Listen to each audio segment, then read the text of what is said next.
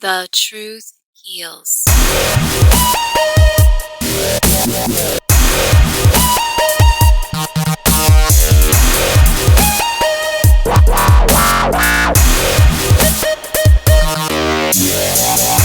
Welcome to Eyes Wide Open, brought to you by Claire Elizabeth Elliott and the Department of Empowerment, LLC.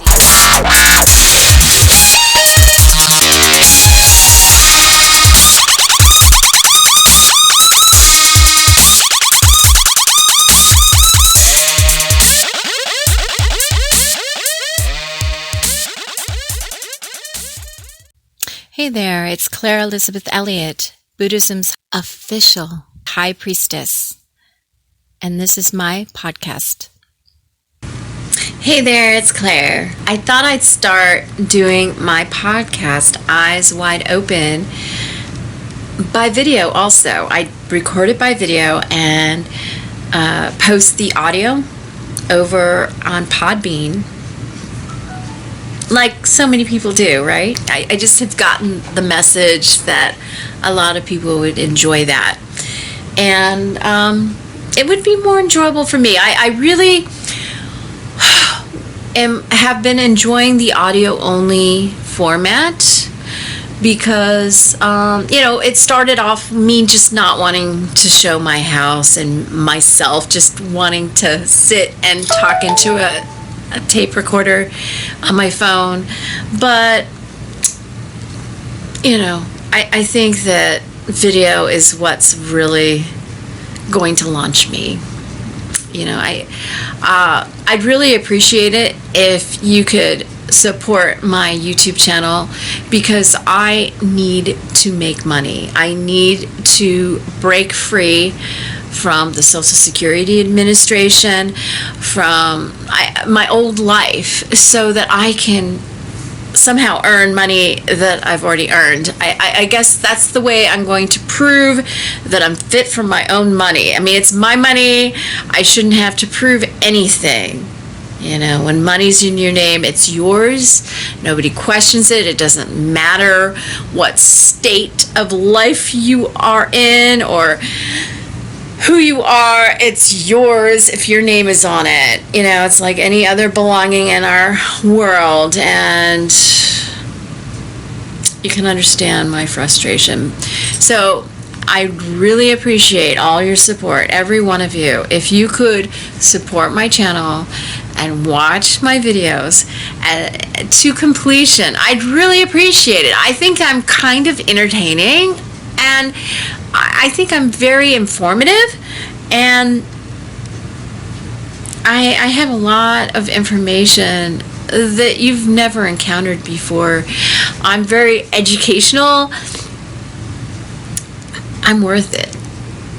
I'm like no other person here on earth, and I'd really appreciate it if you treat me like the treasure I am. I recently got a thing. I was watching a Christian show. Our Roku went out in the den, and I turned to some local channels, because I can't watch the Roku channels. And I encountered a network, a TV, a Christian show, where the guy was wearing I guess it's called a tallit, a messianic tallit, the prayer shawl.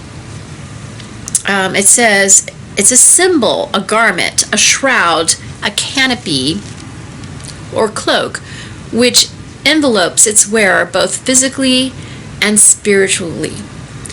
In prayer and celebration, in joy and sorrow, the prayer shawl, or tallit in Hebrew, is a commanded blessing given by God.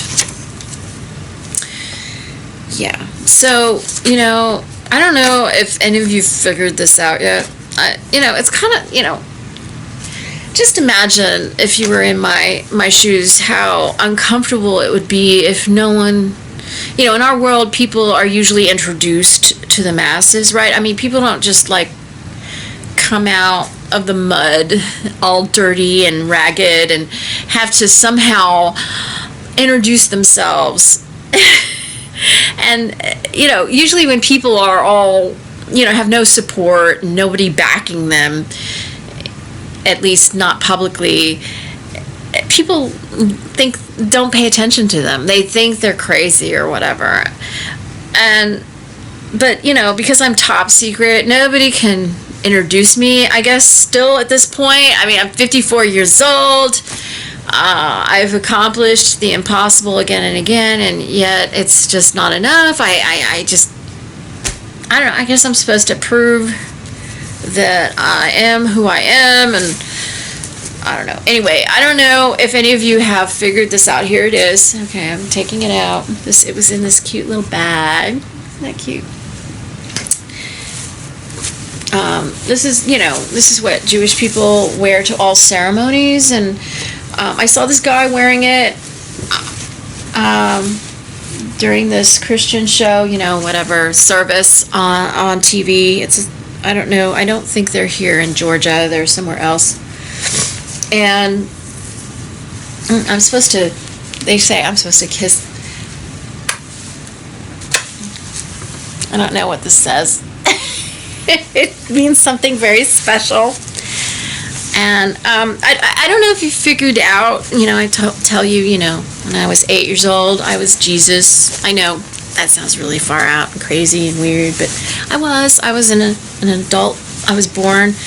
I was put in the embryo that became him, and, you know, I knew what to do and when to do it, because, you know, every American girl kind of knows the story, right? I mean, you know, we live in a Judeo-Christian world, and everybody kind of knows the story roughly. I'm actually quite surprised that I knew as much as I did, because today I don't know if I would have known to do all that Jesus did. But yeah, so I was sacrificed once, so I've already done that, been there, done that, and it's, you know, I'm not going to be sacrificed again. Okay, you're stuck with Claire. You know, Jesus, he stepped aside for me, and who am I?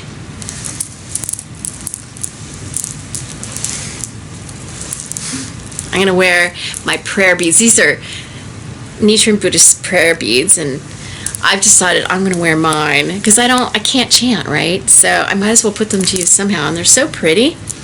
I bought these are handmade, really pretty.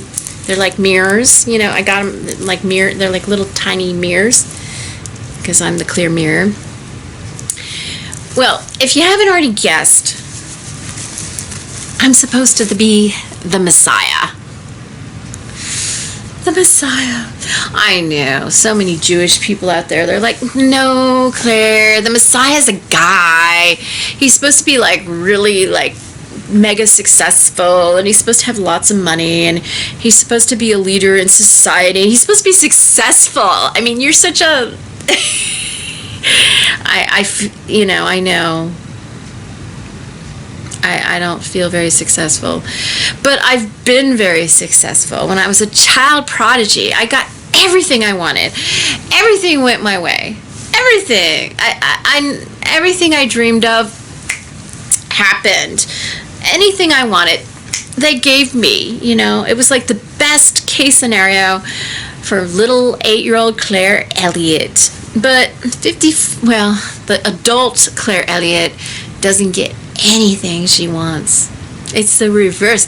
I'm the one that has the tough situation. I'm the one that has to prove herself. I mean, the 8-year-old me, my command, you know, if it was my command, it happened. And that 8-year-old just thinks there's something wrong with me, that I don't get the same treatment. Like, you know, I don't know why I think that. I mean, if you have it so easy, why do you think, and I have it so tough. I'm the one that has the more difficult task, isn't it? I'm the one doing the more difficult thing. I'm the one that's really proving myself. I'm the one who has the tougher job here. It's not my 8-year-old self. I mean, boy, if I had everything at my fingertips, boy, I think I'd be a lot more successful than my 8-year-old self. You know, I'd be a lot better because I have all my wisdom and all my life experience to help me and make me even better than I was before. You know, when you're 8, you don't have much to go on. You know, I know I was a very special 8-year-old, but me at 54 is, I mean, I'm just light years beyond what I was at 8. And considering all the lifetimes they had me live, you know, before I was done, you know, I was allowed to live many different lifetimes. You know, I know they put me inside other people, and I lived these lives, and on Earth 5 minutes go by, you know, well, not on Earth. I don't know how it works, but it's something to do with time and time travel. And, you know, we went backwards and forwards in time.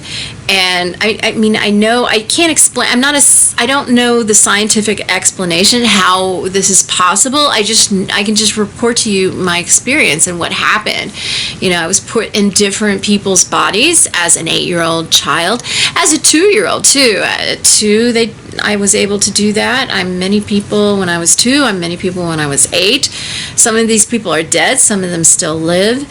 And what it did was it helped me get out all my junk that my brain won't allow out, because my brain kind of isolates it and puts the corruption away. You know, when you've been abused like I've been, you know, you need to get it out or you become a bad person. I mean, or it catches up with you karmically. So that's a lot of the reason why they allowed me to be so many people, so I could expiate all that junk that I acquired while being abused for so many years.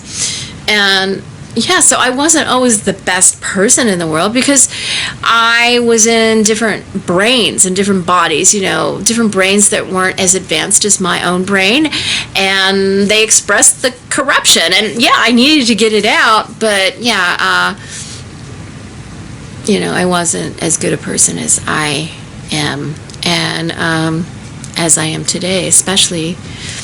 So, you know, I have the tougher job. You know, I'm the one that has the tougher task.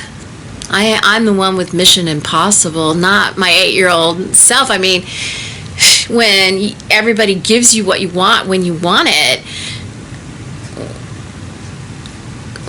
what are you proving? I mean, you just become spoiled, right? I mean, I'm looking forward to a time when I get what I want when I want it. Yeah, but I've earned that opportunity. I've earned it. So with my life experience and my human revolution, you know, I'm ready for it. You know, when you're a child, you're not ready for that. You know, you kind of need to grow up first. Your brain needs to fully develop. You know, my 8-year-old psyche was not fully developed.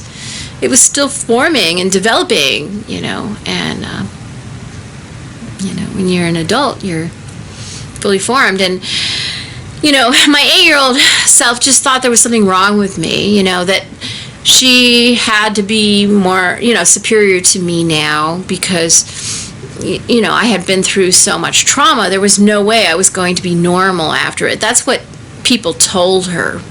People like Stewart told her stuff like that. He was a pedophile, and he, of course, preferred 8-year-olds to adult women. And he told me when I was a child that I was better than any woman, you know, because he's a pedophile. And, you know, Stewart really damaged me, you know. He really hurt me and caused me to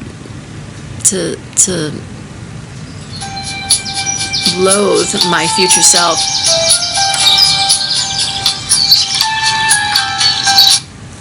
Hello?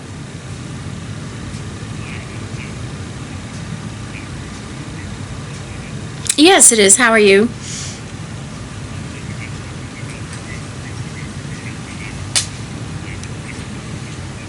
Yes, I have a couple minutes. Okay, so that was a phone call I had to take. It was related to my care of Elizabeth. I don't even know what I was talking about. I just know I was saying, usually people are introduced to the world. People who are important are usually introduced to the world. Usually they don't have to introduce themselves, because anyone who introduces themselves is considered, out of the loop and someone who probably isn't who they claim they are. But because I'm top secret, I have no choice, and so here I am. And I'd appreciate all your support. Show that you support me by giving me a thumbs up or subscribing to my channel. It really helps me. If you want to donate, there's a link below for my paypal.me. I guess it's paypal.me/DEPT of empowerment if you'd like to donate. It really helps me. I have lots of links in my banner. You can check out. I have merch. I can create a personalized video for you or someone as a gift. There's all kinds of things that you can do to support me, and I appreciate any way that you can support me. I really do. So anyway, today I thought I know that the investigators for in the case with Jeffrey Epstein and that involve Prince Andrew really would like me to speak on any knowledge that I have about Prince Andrew. I know they'd really like to get him, right? Well, yeah, Prince Andrew is, what would we say? Okay. Elizabeth, who is me when I was 8 years old, is my grandmother's sister and descendant. So, her children, okay, if she's my sister, her children are my cousins, right? Wait, no. My nephews and nieces, right? Is that right? And she's my grandmother also, so her children would be my aunts and uncles too. Isn't that weird? They're both my aunts and uncles and nieces and nephews. That's weird. And of course, descendants. We're talking genetics here. We're talking, cloning techniques, and we're talking genetic engineering. I mean, it's not possible in our social structures for someone to be both an aunt and a niece at the same time, but that's what I am. So Prince Andrew is my uncle as well as my nephew, genetically speaking.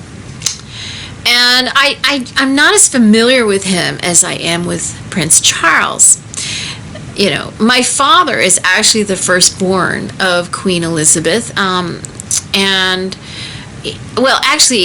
She gave birth to my father, Denny, but his true genetic mother was Queen Elizabeth's older sister, Ruth Elliott Willis, who is now deceased. She grew up in Iowa, and Queen Elizabeth's father, King George, came to America and taught her to chant when she was a young girl.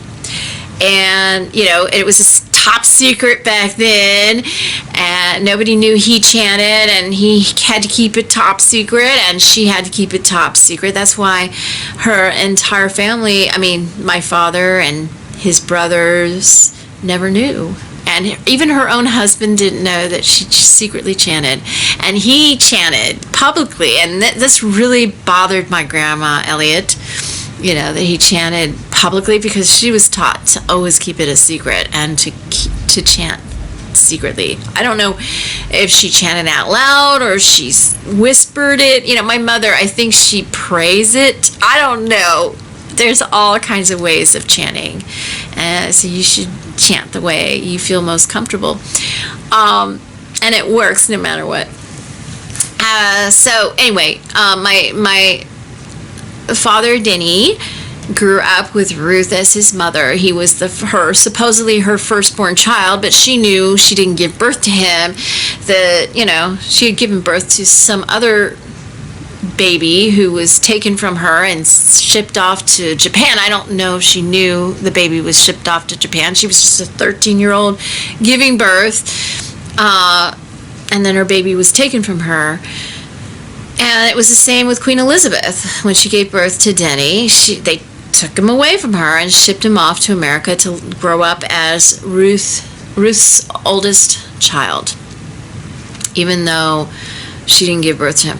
But Ruth was his genetic mother. And it's a long story. And then Denny's younger brother, who's 5 years his junior, Norm, actually is Queen Elizabeth's genetic son, born in 1946.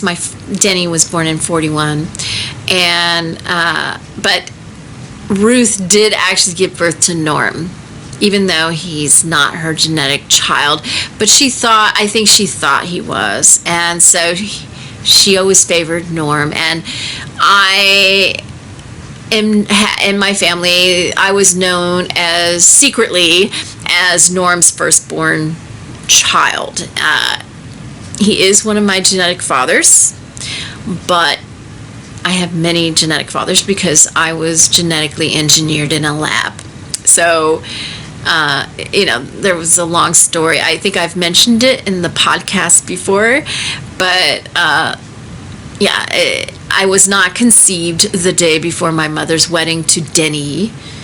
You know, she wanted a blonde baby. I mentioned that. And she thought she was more likely to conceive a blonde baby if Norm's sperm was used in the process, because Norm was a redhead with, I don't know, hazel eyes or something like that. And she just thought she was more prone to get a blonde baby out of it if it was Norm's sperm versus Denny's sperm. I know it sounds like Hitler, and we're all related to Hitler, and I guess it comes out a lot in my mother. Well, she doesn't want the blonde baby today. I'm not quite blonde anymore. But yeah, the baby she prefers, the child, she's thrown me away a long time ago, and the child she favors is my younger brother, who she didn't even give birth to, and always has he been brunette with dark brown eyes. And so I guess the blonde, blue-eyed baby was a momentary fancy of my mother until she realized that my pedophile father gave me more attention than he did her. So that's why, I was in the garbage a long time ago. All right, so I thought I would help out these investigators. I mean, I don't have much to say about Prince Andrew. I don't remember him at my house ever. But again, I might not have recognized him as Prince Andrew. Usually they would inform me if somebody was, had a title like Prince. They usually inform me who the celebrities at my house were, usually. So I can't imagine. I mean, I might not remember quite yet. Okay, I still don't remember him at my house. I don't even remember Prince Charles at my house. I just remember them all in England when I was, sent for by Camilla Parker Bowles. And, she had to choose a suitable wife for Charles because she didn't like all these silly girls that the Queen selected for him, and he didn't either. And so they needed someone with authority over the Queen, and so they sent for me. I was a 13-year-old girl from America, right? And I chose my genetic sister, Lady Diana. I thought she was lovely, and so did Camilla. And, you know, Princess Diana knew that Camilla had helped select her as the wife of Prince Charles. I guess, you know, for many years I didn't understand why she was so upset about the situation between Camilla and Prince Charles, because she knew that Camilla was very involved in selecting her as his wife. So I figured, you know, and they, you know, Lady Di and Camilla and all of them, you know, Princess Anne, the Queen Mum, the Queen, Charles, Andrew, all of them witnessed me being used sexually. I mean, I know they didn't see me as being raped, you know. The Queen Mum was like under the influence of some kind of drug. She was kind of like spaced out, like in a drug state, you know, like, you know, because she couldn't handle it. You know, I guess they pass out pills, you know, maybe sedatives, you know. I don't know. For some reason, as a royal family, they're required to be exposed to group sex. I don't know. They sit in the audience and people like dogs perform for them. It's quite bizarre. And they didn't know that my father, as usual, gave me my sex drug, you know, forced it down my throat as usual before I appeared before them. And, you know, then he stripped me of all my clothes. It was so embarrassing because I guess the drug hadn't taken hold yet. And there was Lady Di, my good friend Lady Di. We had become very good friends while I was in England. I was only there for 10 days, but we had a really nice time hanging out, and it was so embarrassing, so humiliating. And, you know, the drug I saw, it was Alan Simmons who was being what I perceived as being abused by some guy, you know, and I wanted to protect him, and I begged for them to stop, and I knew what they wanted me to do, and I felt so bad for Alan. It just, you know, under the influence of the drug,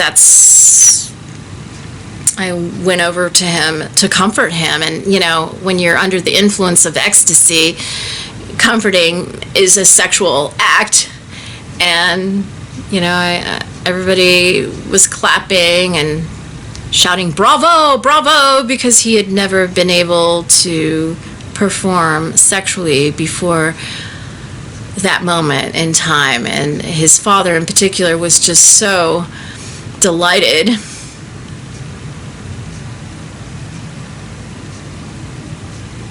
Yeah, it was very humiliating. Even under the influence of ecstasy, I was still utterly and totally humiliated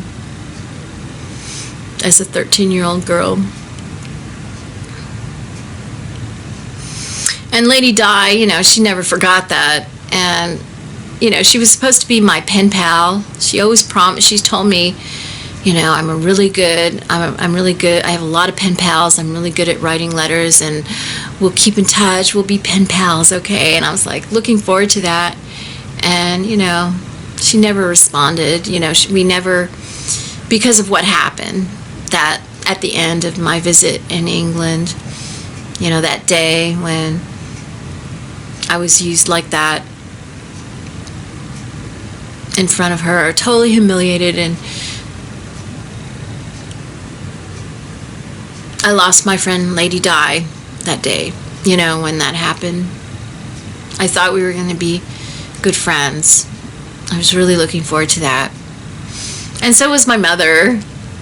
My mother was so proud of me at that moment in time, because I guess it made her look really good as a mother.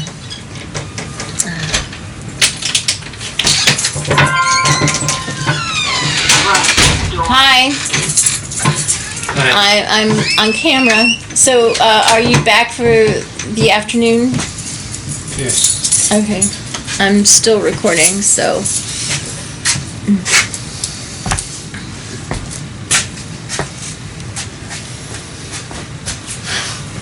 What's the matter?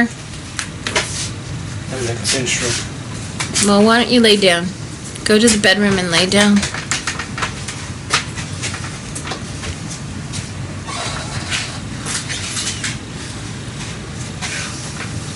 What is that? Oh, some screws. Oh, you're gonna fix the pipe, huh? All right, so I'll be recording, okay? So just know that I'm recording, and I'm not gonna stop, okay? Yeah. All right. So that's my husband. He just came home, and I'm out here in the living room because this is the most suitable place to record when I'm recording. But yeah. All right. So yeah. I know Lady Di, she thought that I was going to grow up to have a really good life. And she died in 1994, I told Ross to tell her what happened to me, that I didn't get to go to college. She thought I was a wonderful writer. She thought I was the best writer she'd ever known, and she was so sweet. I was a really excellent writer at age 13, and I wanted her to know that I didn't go to college. I didn't have the good life she thought I had. I wasn't protected. And he told her, and it's on camera. He was, one of Ross's alternate personas was Mother Teresa.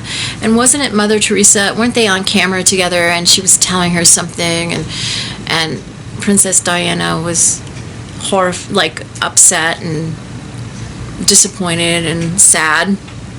That was him telling her about me, and that was not that long before she died, that they're on camera like that.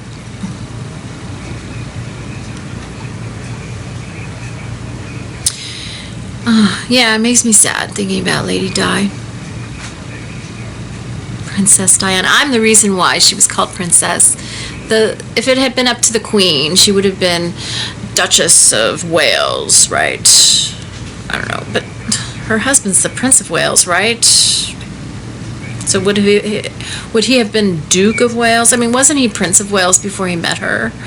So, it's just so ridiculous, this Duke and Duchess bullshit, it's ridiculous. It really is. It was me, and there were others who agreed with me. It was me who thought, if you're going to marry a prince, when you marry a prince, you're a princess, period.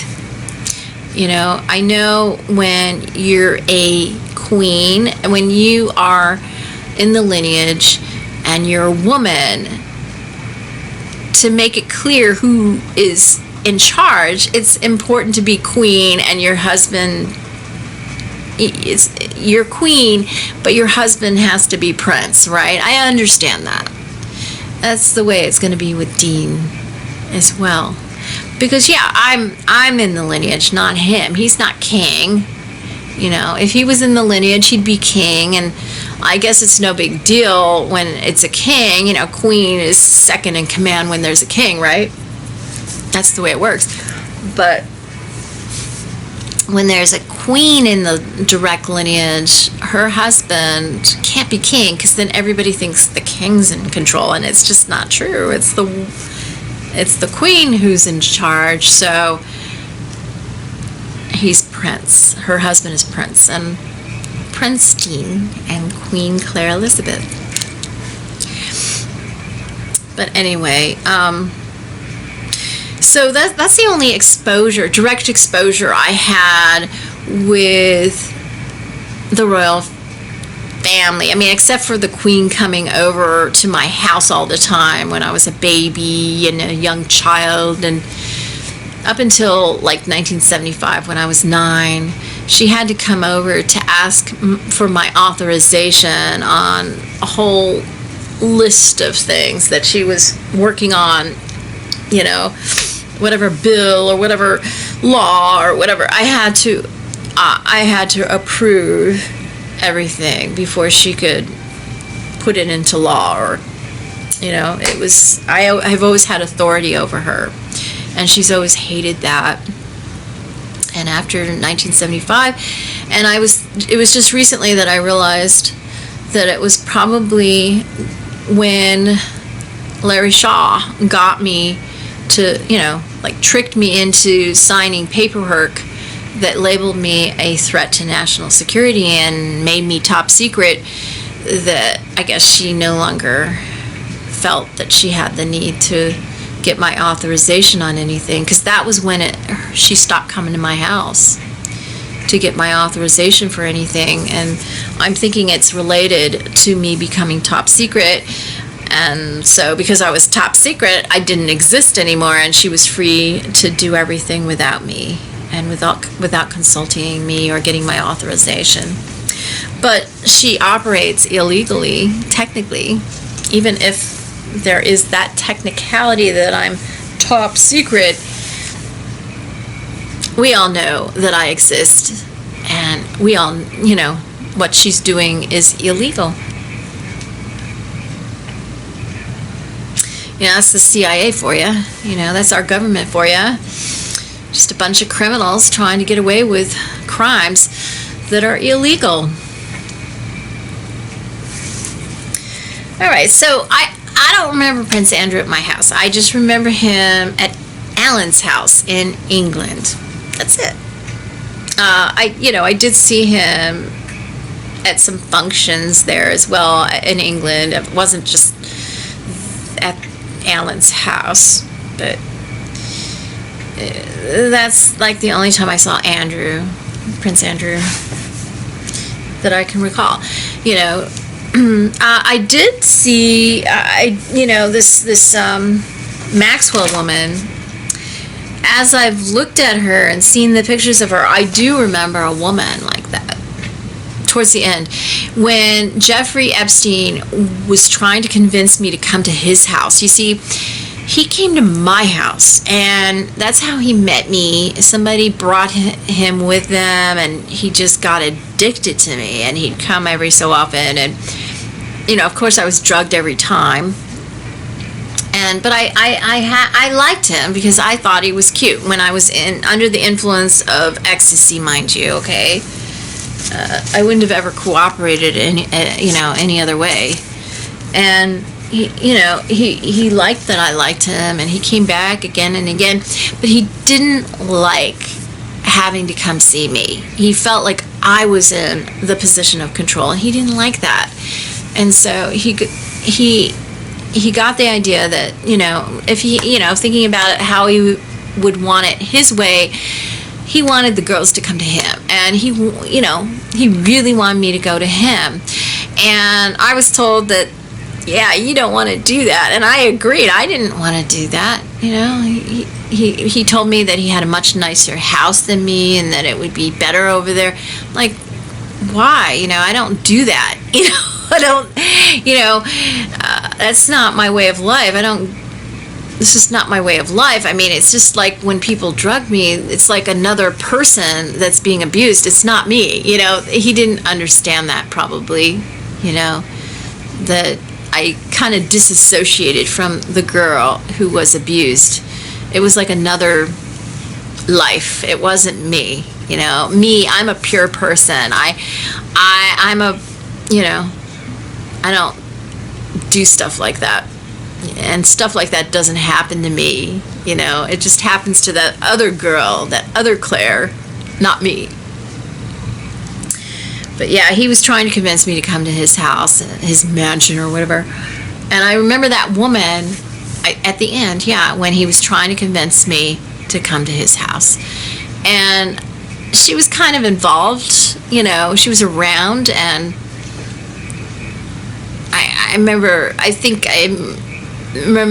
observing her and thinking that she was a really strange woman to be into this kind of stuff. And I wondered why, why she enjoyed being around him and all this stuff. I remember wondering about her as a woman, because not many women were around when this stuff happened to me. Not many. And the women who were into it, who ended up at my house, I really wondered about them.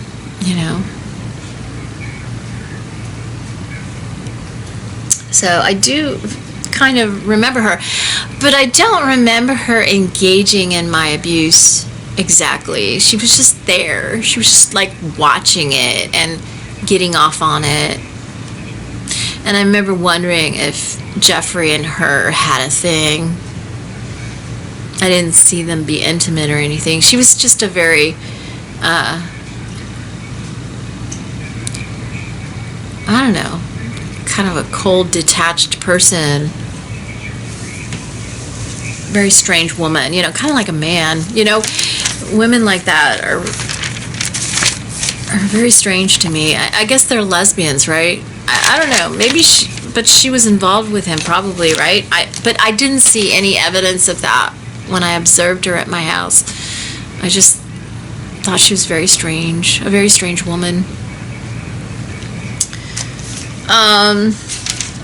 So I don't have any new revelations for the case, I'm sorry to say.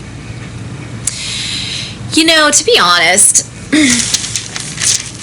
looking at this face here, his face, I mean, he was much younger back then.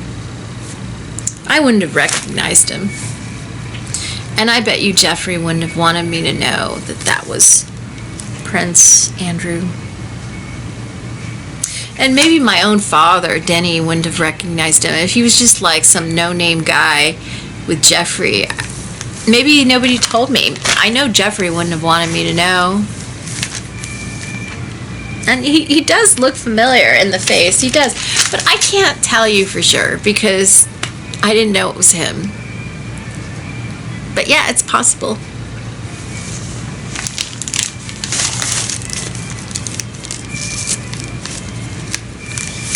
And yeah, I know Queen Elizabeth is trying to protect her son, Andrew. She knows exactly, all the nonsense her children are involved in. I mean, she's right there in the room when they're involved in this nonsense. Yes, the Queen is. She's not the pure little dainty thing that she wants everyone to think of her as. It's a game to have this nasty side and not let anyone see it,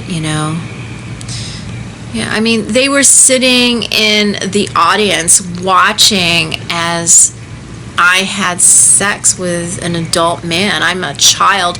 And yeah, earlier in the day, I was manipulated. It was Ross, the photographer. He was the photographer, and he got me to ham it up in front of the members of the royal family, like, oh, you're not my queen, she's not your queen, right? No, she's not my queen, and, I didn't curtsy or whatever you're supposed to do because she's not my queen. I would call her Elizabeth. I was brought up to call her Elizabeth. She's not queen. She's Elizabeth. She's my sister. Yes, my grandma too. Yes, my descendant too. Elizabeth. That's what I was taught. Daddy taught me to call her Elizabeth. And that's what I called her, even as a baby. And she wasn't used to it. I know she wasn't. But, I was the exception to the rule. She couldn't expect me to treat her that way because actually she should have treated me with the curtsy and the respect because I had authority over her. But the other members of her family, most notably Princess Anne.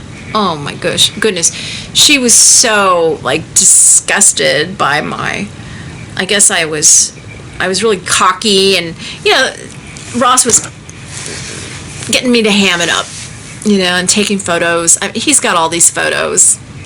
Release them, Ross. Release them. Publicly release the photos. And yeah, I remember Lady Di being so horrified. This was like the same day that all this happened at Alan Simmons' house in the countryside in England, outside of London. And I knew it kind of tied in with why Lady Di couldn't communicate with me after all, because she couldn't, I'm American. I didn't really understand how horrifying it is for a British person to witness somebody treat the Queen like I did. I didn't really understand. Lady Di did not know that I had authority over the Queen. She knew I was a princess, but she didn't know that I had authority over the Queen. I don't know. Maybe she did. I mean, that's why Camilla and Charles, well, it was Camilla, sent for me so I could supersede the choice that the Queen made for a wife. They hated her choice for a wife and all the other second and third choices. She was looking for a passive person to be Charles' wife, and Camilla wanted Charles to have a really beautiful, wonderful wife. She wanted that to be the mother of his children, and I guess maybe she had some ideas herself, right? Maybe she was looking to be involved and have a threesome or something, Maybe that was the plan. I didn't really see it that way when I was a kid, at 13. I just thought that Camilla cared for Charles and wanted him to have a proper mother for his children, a proper wife for himself. I didn't really understand there was some kind of sexual element there. I didn't. But I should have known better because, Camilla was there watching me do what I did, and she told Alan that I was some kind of prostitute, and that she told Lady Di, that this is why she needed to be queen, so she could help children like me. And I don't know, I guess somehow Alan interpreted that as me being some kind of prostitute. I don't know. And he came all the way to America searching for this girl who, I gave him worms that day. That was one of the things that they did. It goes back to Old Greenwich, Connecticut. Ross gave our dog Curry worms. They were special worms, okay, that were bred inside a lab so they could be properly identified when they were found on someone. And he did this because he knew my brother was having sex with our dog because of the drugs, the ecstasy they were giving him, and I was being raped, and my brother was watching, and I guess, he was a little boy, and so he would have sex with our dog. It's kind of sad. And so he got the worms, and then he raped me, and that was proven because I got the worms. And then, he'd go to the doctor, get rid of them, and then he'd get them again every time he raped me, and he didn't understand why until finally, he put two and two together and figured it out, and then he stopped raping me. Good. Yeah, that was the goal. Thank you. And then, but I kept my worms for a very long time because I did not want, it wasn't until I was ready to give up my so-called virginity that I decided to go to a doctor to get rid of the worms, okay? When I went to England, I had the worms really, really bad, and the doctors, they checked me out before they allowed me to go to this gathering, and they discovered the worms, and they called everybody except for Charles and the immediate royal family. And when we got there, Charles was so confused as to why none of his friends showed up, because the doctors called them and told them I had worms. But they didn't tell Charles and the Queen and the Queen Mum and Lady Di and all of them, you know, Princess Anne and Prince Andrew. And so all of them got worms. Probably, I mean, I don't know. I don't know about all of them, but Alan did. And he kept them for many years too. And he finally went to a doctor in America and got rid of them. But yeah, he told me about that. Yeah. And those worms, they were spread to, you know, the plan was to kind of prove, you know, what was going on, you know, because the only way people could get these worms was by being intimate with people, physically intimate. And these worms, so many people have gotten them. And that's proof positive that they were directly related to rape of Claire, you know, or at least affiliated somehow, some way. I mean, the FBI tracked the journey of these worms. So many people had these worms.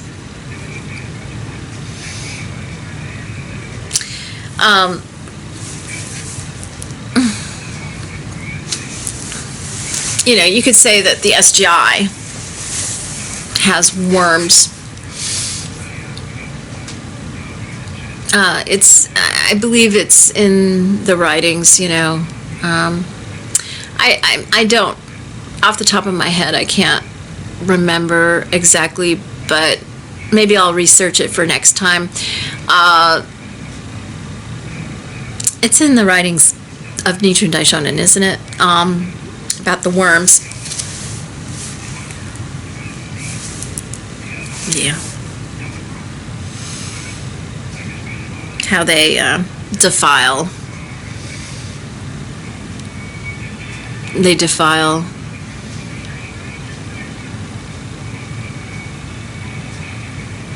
the body of the Buddha or something like that, you know.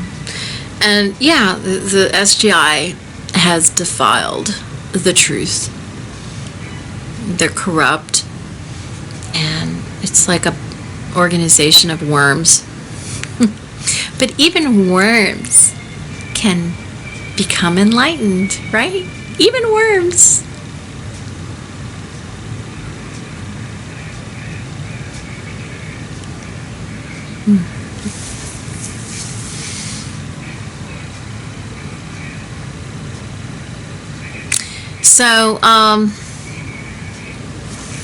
So Prince Andrew, yeah, I'm sure that was engineered by Jeffrey Epstein, as well as by you, that I didn't really actually understand who you were. Because I do recognize your face looking up close. See, I always saw you from a distance, and I didn't really see you up close. You know, of course you were much younger, but yeah. So I can't 100% confirm it was him, because they didn't want me to know it was him. But yeah, he's involved for sure. I mean, come on.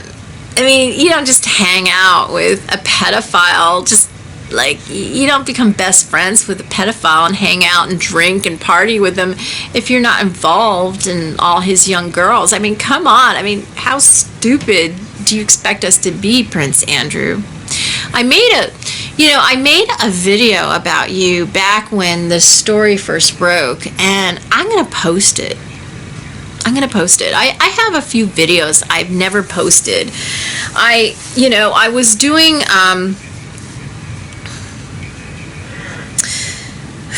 I had a cleaning client. I had somebody I cleaned for, who got, I would just occasionally clean for him, and he got the wrong idea. I guess, I mean, he was somebody who really struggled to keep his house was a wreck when I first showed up in September of 2018. And, you know, I helped put his house in order, and I really cared about him as a person. I know what it's like to be just so overwhelmed by your environment. I mean, I feel overwhelmed in this house a little bit. I mean, this house is nothing compared to what his house was, but it, you know, sometimes it reminds me of it at times in little areas. And, you know, because I cared and related to him, he got the wrong idea. He thought that I liked him. And yeah, I did as a friend. He's a Trump supporter, and we'd have debates, you know. I was the so-called liberal, and he was the conservative, and we talked about starting a YouTube channel together, but then he realized that he couldn't because of his job, and, you know.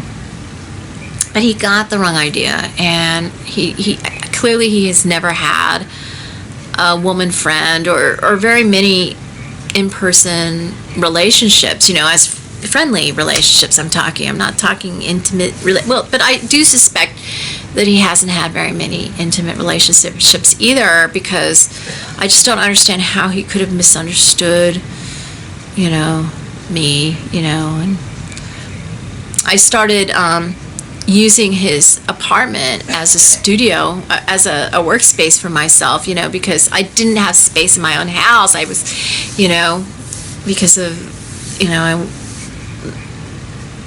I couldn't clean up my own environment. I could clean up his, but for some reason it was really hard to clean up my own. And my husband, you know, was always interrupting me and stuff, and it was hard work, you know. And so it was nice to have an alternate location, you know, have an office space. It was really nice to have some place that was quiet, where I wouldn't be distracted and interrupted to get my work done. And I was trying to really get my YouTube channel going, and, you know, and what I would do is I would clean in exchange for using the office space. He had an extra bedroom, and it was going well, but then he got the wrong idea. You know, whenever he drinks, the truth comes out.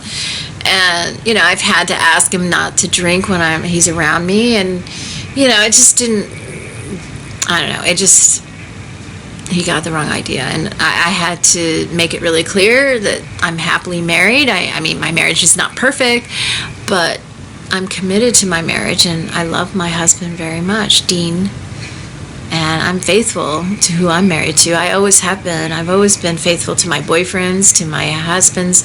I'm not a cheating kind of person, and I don't know how he got the wrong idea, but he did. And so I filmed a few videos over there that I never posted because, you know, he actually got a job.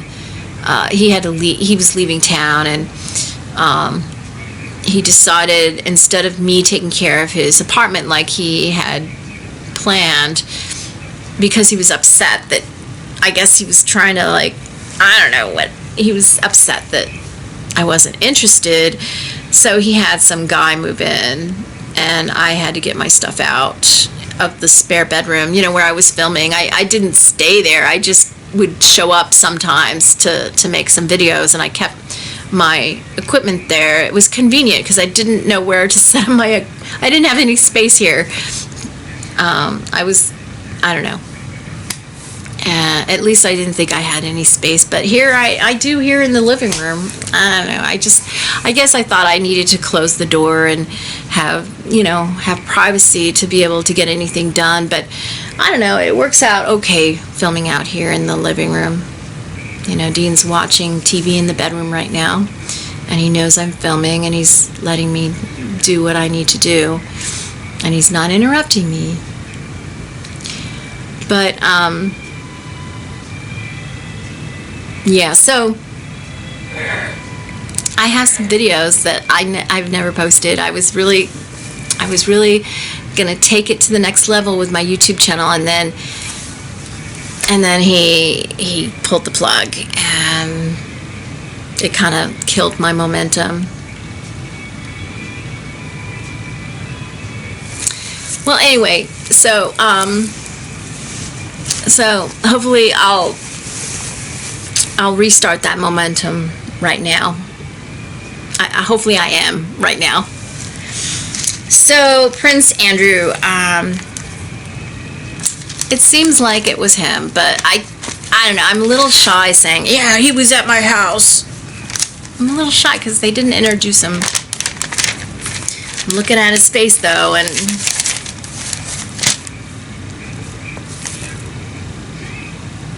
I don't remember very much, you know. I remember Jeffrey the most. If anything, he was just like a side thing, and I don't think my own father did. He recognized him either. Tall. He's tall, isn't he? Yeah. But I got these, you remember when I, on my podcast, you remember how I talked about Walmart Angel? Remember that episode?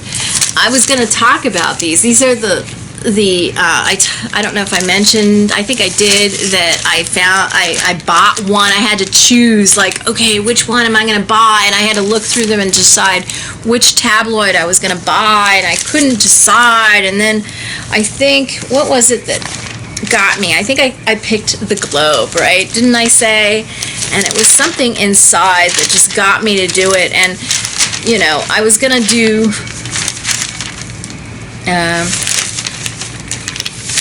which one was it? It was something in here that prompted me. It was probably because, I know there was, I know one of these has Madonna and her brother saying, oh, Madonna doesn't love me, and I totally relate to him, you know, like, my family doesn't love me either. Yeah, Brad and Jen's secret daughter. I don't know, I'm just trying to see, you know, Jennifer Aniston was mean when I was 8 years old. She's my body clone too. Alicia takes baths with son. Alicia Silverstone? How old is her son? She's 43. Bear. Bear is his name, and he has long hair. Oh, and she also has chewed Bear's food for him. Sounds like something that our ancestors did, and it's like animals do that too. I mean, I think all mothers, you know, and parents do little things like that, right? I mean, okay.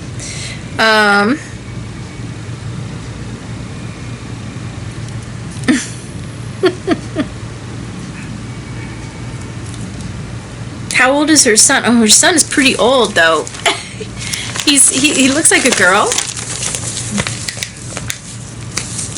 I mean, that's pretty old to be taking. Yeah, it's not really appropriate, I don't think. 9-year-old. Okay, it says 9-year-old. I don't know, maybe Europeans do that. Vegans, maybe, but they're very strict in Vega, you know. Nobody touches any child ever. You know, if you touch or are inappropriate with a child in any way, shape, or form, you're killed immediately in Vega. I'm serious, because they have all the proof they need. There's no doubt, you know, if you're, you know, nobody does it, okay, because they know they're gone. They're done for if they do anything like that, and so they don't even think to do it. It's just so taboo in Vega, and that's the way it should be in our culture. It should be like the most horrifying, disgusting thing you could ever think of, touching a child in any way, shape, or form, like, you know, inappropriately, like in any way that isn't, you know, appropriate for an adult to, you know, shouldn't be any kind of intimate, like other than friendly intimate, you know, like, oh, nice person, you know. There shouldn't be any kind of intimacy. You know, you need to respect a child's boundaries. Otherwise, a child, when you don't respect a child's boundaries, they grow up, you invade their self-identity, and then they're not independent. They don't know who they are, and they are like putty in anyone's hand, and they don't have their own life. They don't know what they think. You've destroyed them. You've murdered them. That's what happens. That's why I just don't do it. You know, if you want your children to grow up well, respect their boundaries, honor their boundaries as human beings. Don't ever invade that space, cross that line, ever. Don't do it, because when you die, you will have to answer to what you have done to every child you've interacted with. Well, anyway, I was going to go through these things, and it was the globe that I chose for some reason. And then as I walked through the store, I happened to find the Enquirer laying around. It wasn't in the store, but I found it. It was so funny. It was so funny. And so I ended up with both of them after all. But there was something in the globe that prompted me to pick it, and I don't know what it was. It wasn't Brad and Jen. It wasn't. It was something else. What's her name? Ellen DeGeneres. She was my babysitter in Old Greenwich, Connecticut, and I remember her in Palo Alto, California, too. I do.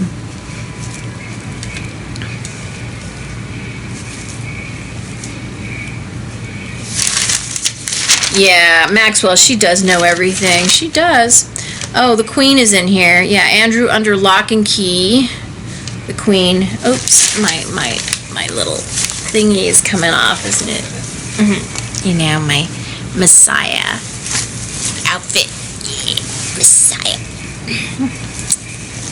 Yeah, Messiah's a woman. She's a woman. And yeah, that's why I have so much money, you know. The Messiah is supposed to be like really successful and really wealthy, and is supposed to be a big leader in society, right?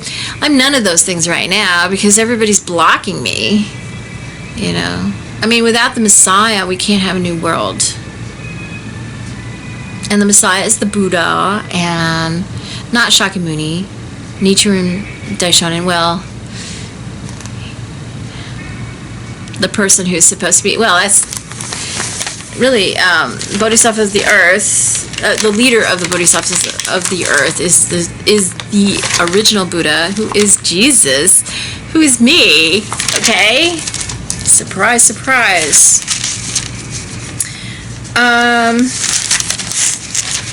Yeah, so I was I don't know, for some reason I picked this one. I don't see what's so exciting about this. I don't know what drew me to this one.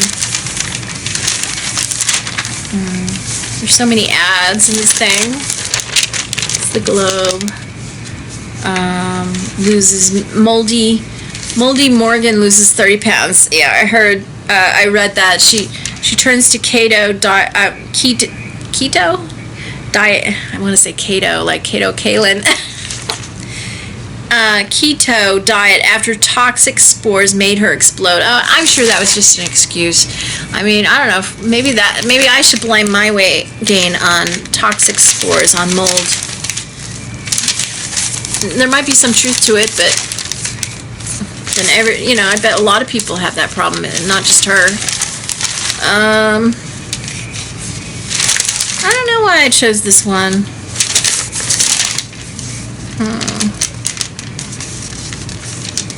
Eating his granny.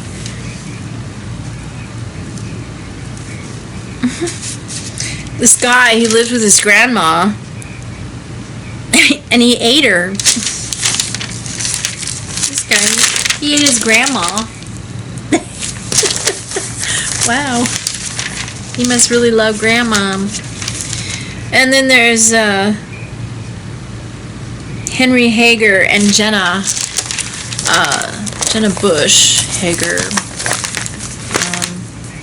Doesn't he look like George W. Bush right there? Her husband looks like her father. You know, my cousin George. And she's my daughter, by the way. You know, these twins, Barbara and Jenna. I have twins, you know, twins run in my family, and they're my children, probably with George.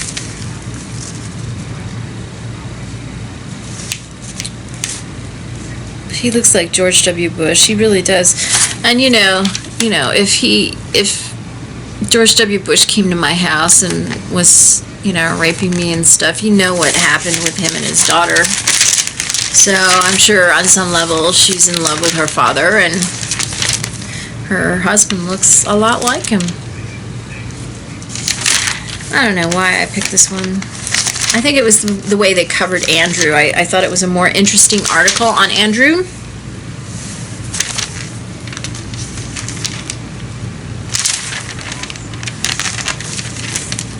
Yeah, I really feel for this girl here. This girl right there. You know, at least she has a picture. I don't even have a picture. You know, me and Alan Dershowitz is guilty as sin.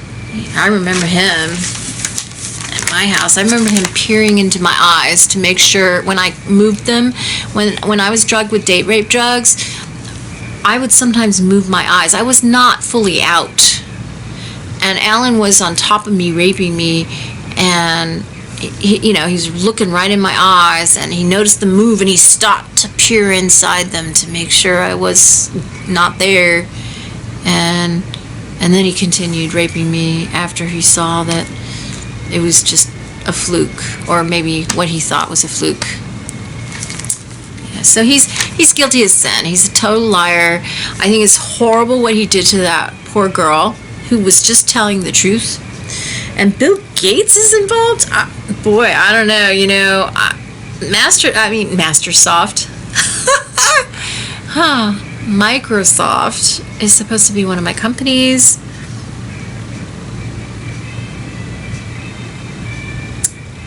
Well, I know Bill Clinton is involved. He was at my house for sure. It's, you know, because of what Hillary did that he got to be president. Hillary's my genetic sister, and she's also Trump's genetic sister, by the way. Our common parent, my grandma Flanagan. And Marilyn is our genetic sister, and so is Elvis, our genetic brother, and yeah, we're all related. And that's how he got to be president. Bill Gates, though, I have to think about that one. That surprises me. He seems so holy and true and pure, with all my money, of course, but I guess it's time for me to take care of Elizabeth, huh? It's 4 o'clock. I have to turn this off.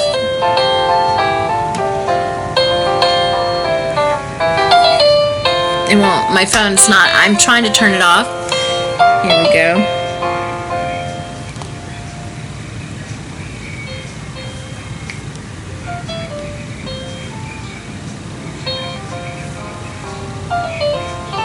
There we go. Yeah, so I have to take care of Elizabeth in a few moments. It doesn't have to be exactly 4 o'clock. I can wait a few moments to conclude.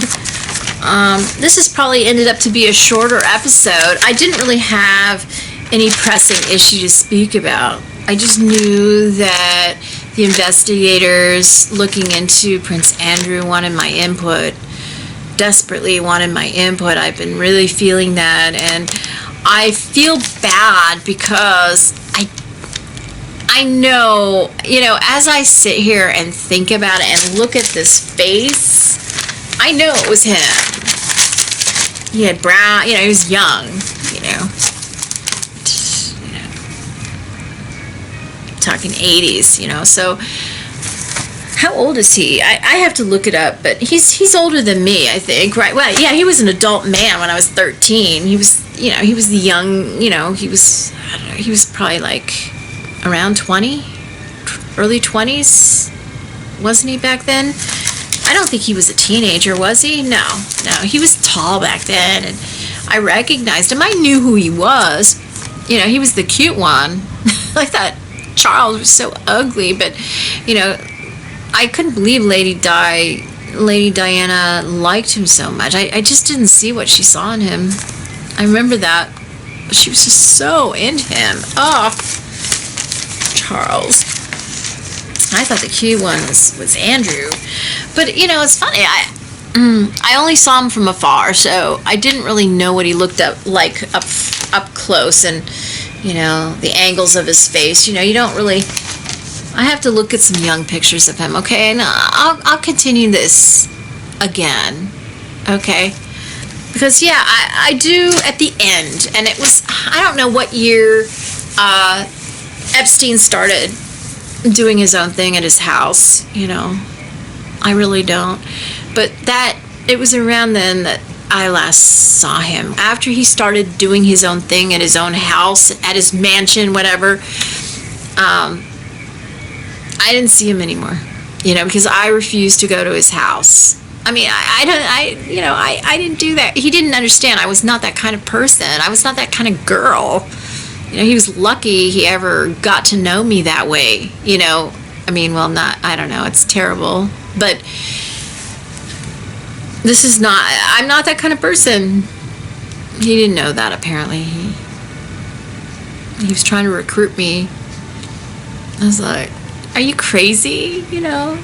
You crazy? He clearly didn't understand who I was.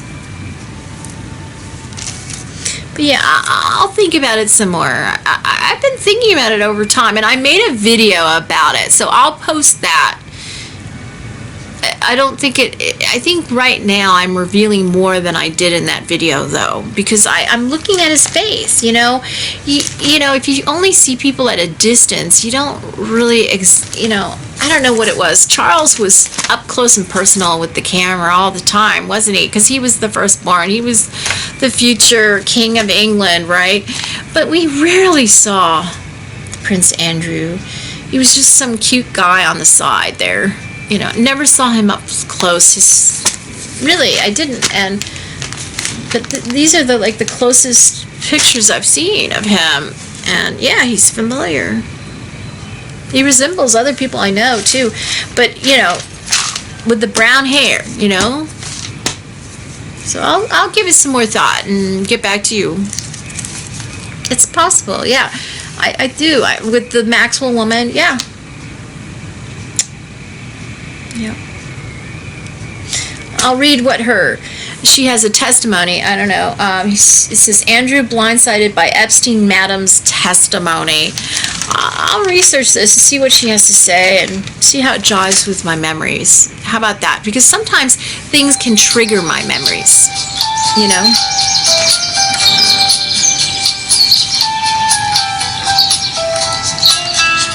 Hello?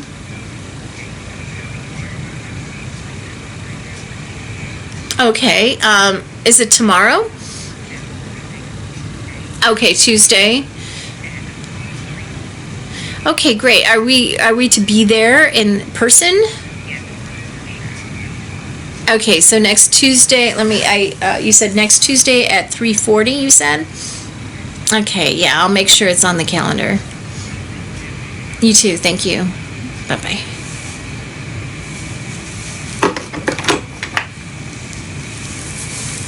All right, so I bet this is like the briefest podcast the briefest episode of my podcast I've ever released. Well, not really, but at the beginning I was kind of brief. But yeah, I didn't really have a strong topic in mind. So, and it does help me to talk into a microphone without thinking about being on camera, you know. It's less distracting, but maybe I can get over that. Maybe I just have to adapt and get used to it. All right, so see you next time. Have a good one.